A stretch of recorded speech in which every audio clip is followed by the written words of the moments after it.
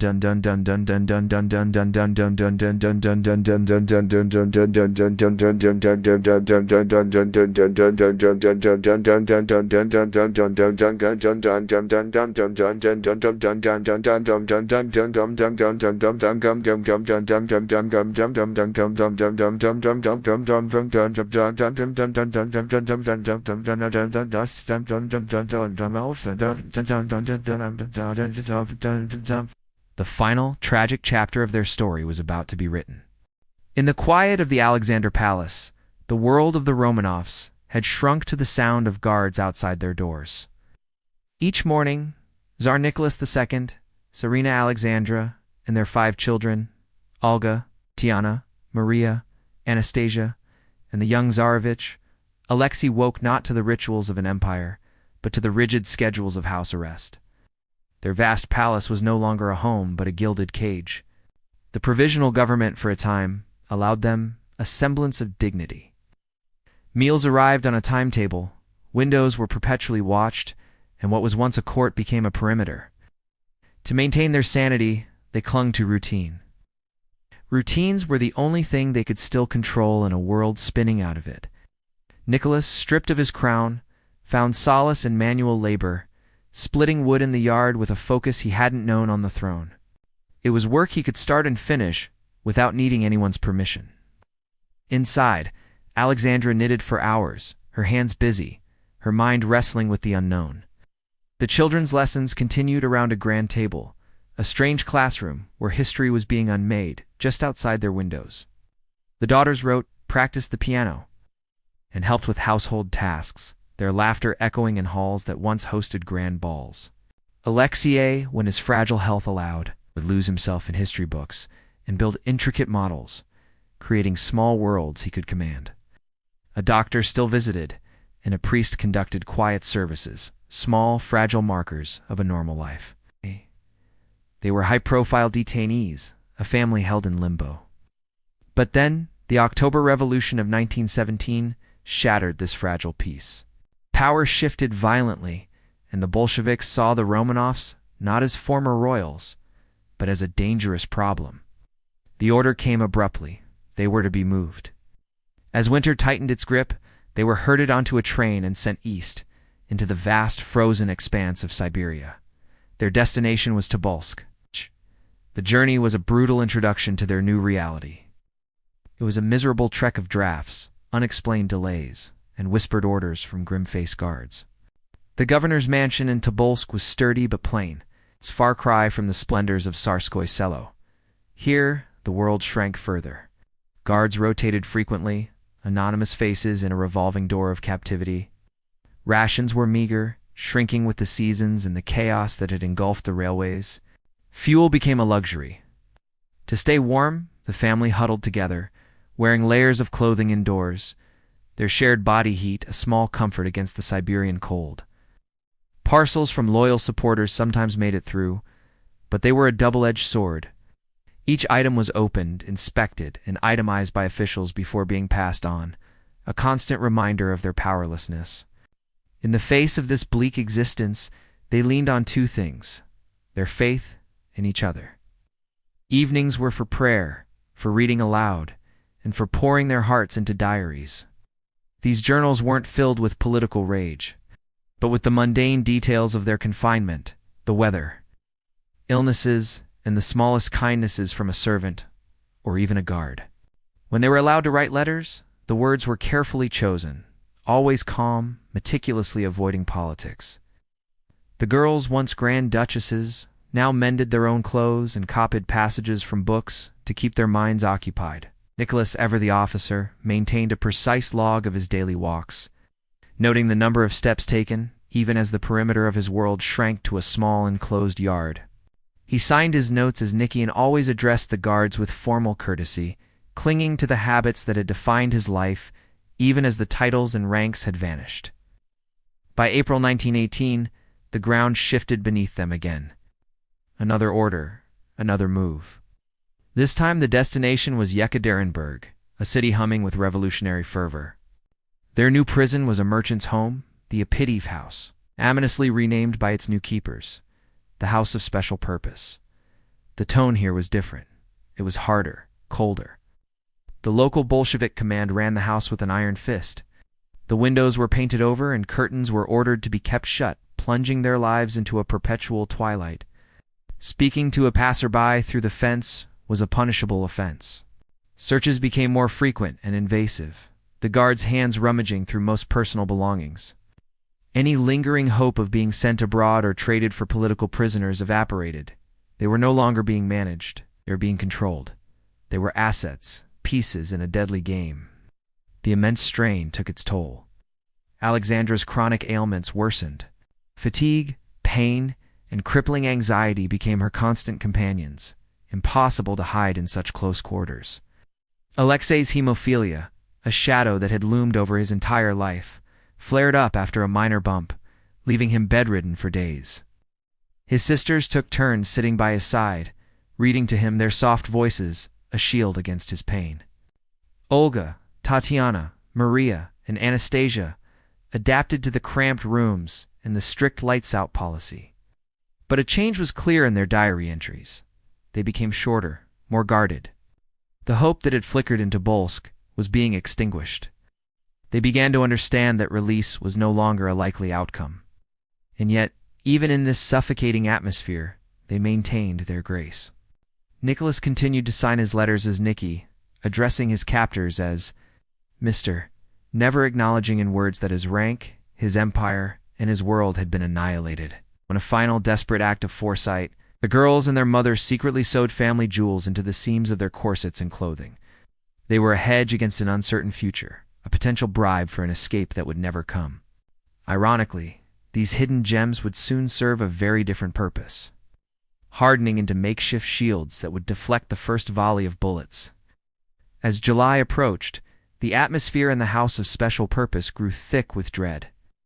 Whispers passed between the guards during ear night shifts. Couriers arrived from Moscow with increasing frequency.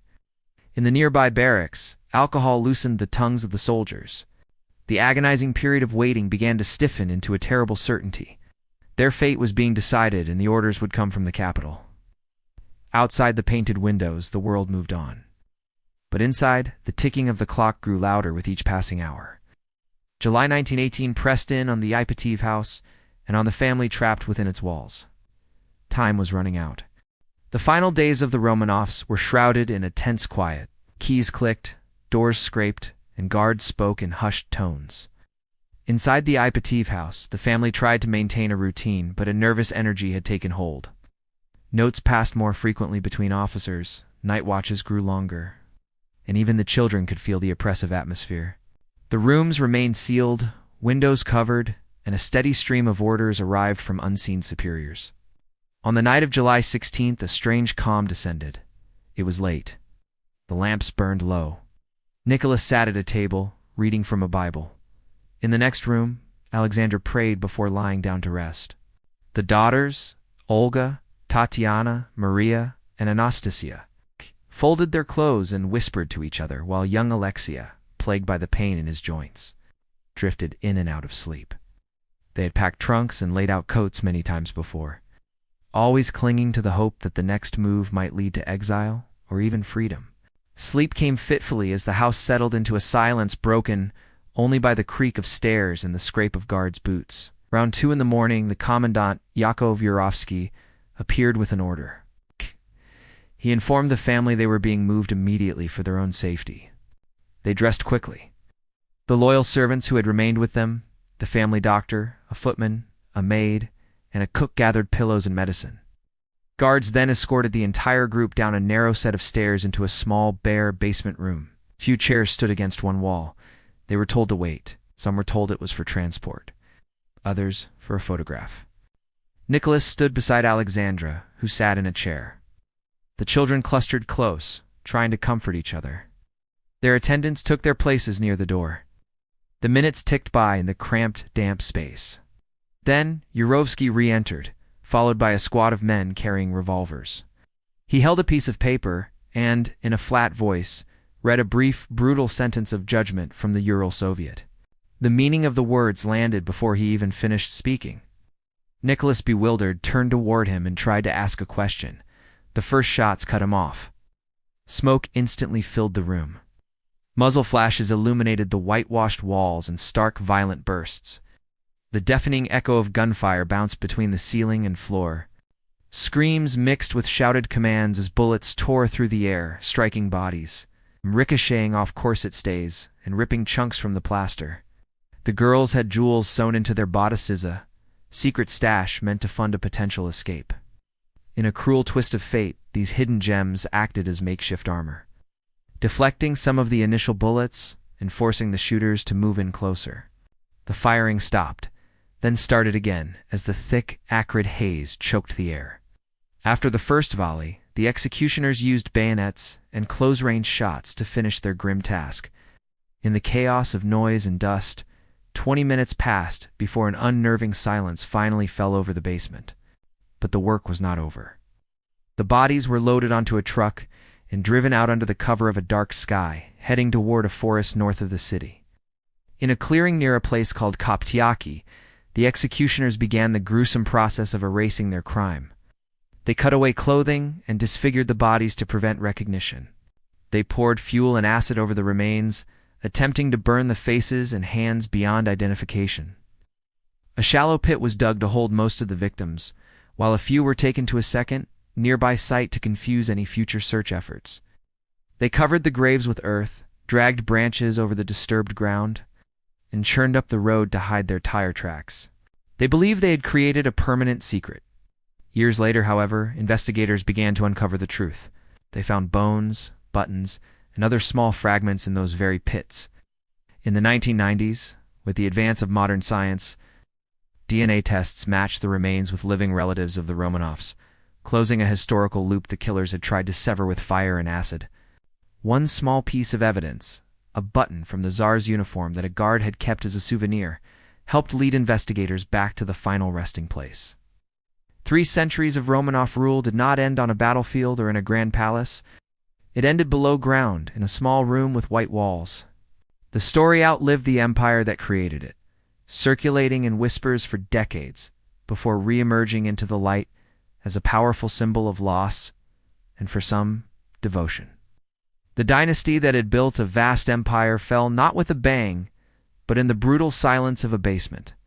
In that same moment, a new, different country was being forged, born from the crisis that led to that door above those stairs. Russia's old order was gone, and a new one, built on different ideas of power, was just beginning. Thank you for joining us on this journey into a pivotal moment in history. If you're fascinated by the stories of empires, power, and the people who shaped our world, be sure to subscribe and hit that notification bell for more. We'll see you in the next one.